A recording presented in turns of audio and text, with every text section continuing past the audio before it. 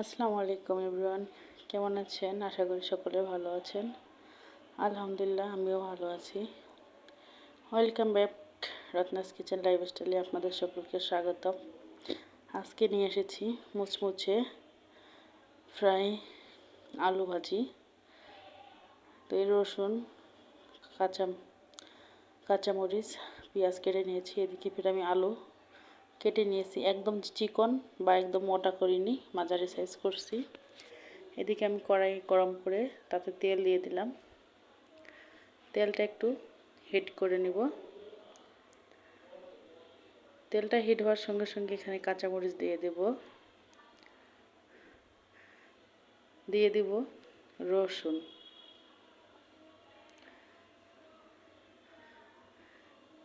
দিয়ে দিব পেঁয়াজ, দিয়ে কিছুক্ষণ আমি নেড়ে চেড়ে নিব। আর আমি দিয়ে দিব কিন্তু আলু।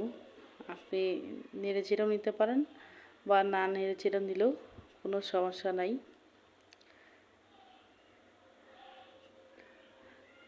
তবে আমি নেড়ে চেড়ে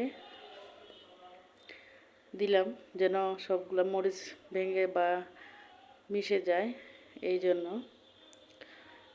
আর যারা নতুন তারা অবশ্যই আমার চ্যানেলটি সাবস্ক্রাইব করে পাশে থাকবেন।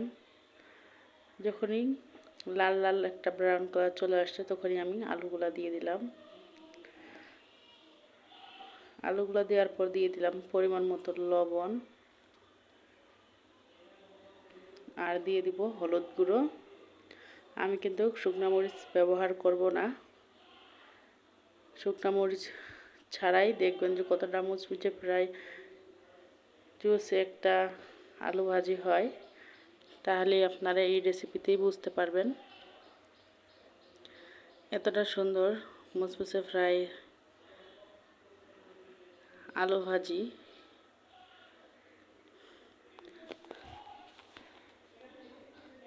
পটেটো ফ্রাই আপনারা না দিলে বিশ্বাসই করতে পারবেন না যে এতটা সুন্দর এত অল্প সময়ে কিভাবে হয়। মাত্র 5 থেকে 7 মিনিটের মধ্যেই হয়ে যায়। আমি কিন্তু চুলার আঁচটা ফুল হিটে রাখছি, যেহেতু আমার আলুগুলা একটু চিকন চিকন করে কাটা আছে, তাই আমার সেদ্ধ হওয়ার যে একটা ভয় থাকে সেটা এমনিতেই হয়ে যাবে, বাড়তি কোনো ঝামেলা নাই। আপনারা যারা মোটা করে কাটেন তাদের জন্য একটা টিপস, সেটা হলো যে চুলার আঁচটা একটু মিডিয়াম করে রাখবেন, না হলে সেদ্ধ হবে না, কিন্তু উপরে পুড়ে যাবে। আমি যেহেতু একটু চিকন করে কেটে নিয়েছি তাই আমার আলুটার কোনো ভয় নাই, এমনিতে নেড়াচেড়ে দেওয়ার সঙ্গে সঙ্গেই ভাজা হয়ে যাবে।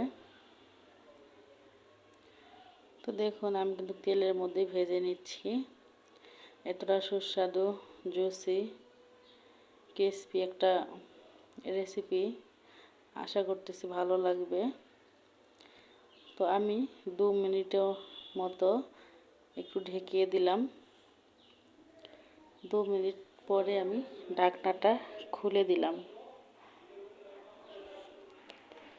যেন কোনো রকমেরই সেদ্ধ যে কাঁচা কাঁচা ভাব থাকে সেরকম যেন না থাকে, তার জন্য 2 মিনিট মতো আমি ঢেকে আবারও নেড়ে চেড়ে দিচ্ছি ভালো করে, যেন এক পাশে লেগে না যায় বা অপর পাশে লেগে না যায়, এরকম একটা করে নিতে হবে।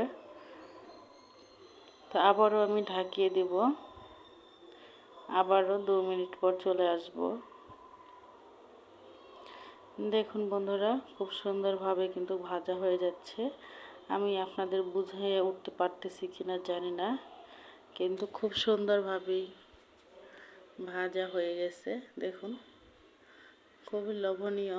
এইভাবে যদি আমরা গরম ভাতের সঙ্গে খাই, রুটি বা পরোটা যেটার সঙ্গেই খাই না কেন, খুবই মজার হয়। আর গরুর মাংস, মাছ এগুলোর প্রয়োজনই হয় না এইভাবে ভাজি করলে। আর যারা ঝাল পছন্দ করেন তারা অবশ্যই ঝাল ঝাল করবেন, আর যারা ঝাল খেতে পারেন না তারা অবশ্যই মরিচটা কম দিবেন। আমি যে মরিচগুলো দিয়েছি সেগুলো কিন্তু খুবই ঝাল, কারেন্ট মরিচ। তা আমার কিন্তু বরাবরের মতো ঝাল ঝাল খেতে খুবই পছন্দ। তো ভাজা কিন্তু দেখুন বন্ধুরা খুব সুন্দরভাবে কিন্তু হয়ে গেছে, দেখে বুঝতে পারতেছেন মাশাআল্লাহ। ভিডিওটি দেখতে দেখতে যারা এই পর্যন্ত চলে আসছেন তারা অবশ্যই আমার চ্যানেলটি যদি সাবস্ক্রাইব না করে থাকে অবশ্যই সাবস্ক্রাইব করে দিবেন। আর আজকের রেসিপিটি কেমন হয়েছে কমেন্টে জানাতে ভুলবেন না। এরকম নিত্য নতুন আরও অনেক অনেক রেসিপি পেতে অবশ্যই আমার রত্নাস কিচেন লাইফস্টাইলের সঙ্গে থাকতে হবে। আশা করি আমার যে রেসিপি যে ভিডিও আমি দিই সেগুলো অবশ্যই আপনাদের ভালো লাগবে। দেখুন বন্ধুরা কালারটাও যেমন এসেছে আর দেখতেও তেমন, খেতেও কিন্তু তেমন মাশাআল্লাহ। তো এই টাইমে আমি কিন্তু চুলার আঁচটা একদম লো করে দিয়েছি, দেখে বুঝতে পারতেছেন। এই টাইমটাতে লো করে দিতে হবে, তাহলে কিন্তু আরও সুন্দর হয়। তো আমি চুলার নিভিয়ে দিয়েছি। আর এখন আপনাদের মাঝে আমি একটু তুলে দেখাচ্ছি যে কতটা সুন্দর জুসি ক্রিসপি একটা রেসিপি, একদম মুচমুচে ঝরঝরে পোলা আলুর ভাজি রেসিপি। দেখুন আজকের মতো বিদায় নিচ্ছি। আল্লাহ হাফেজ, আসসালামু আলাইকুম।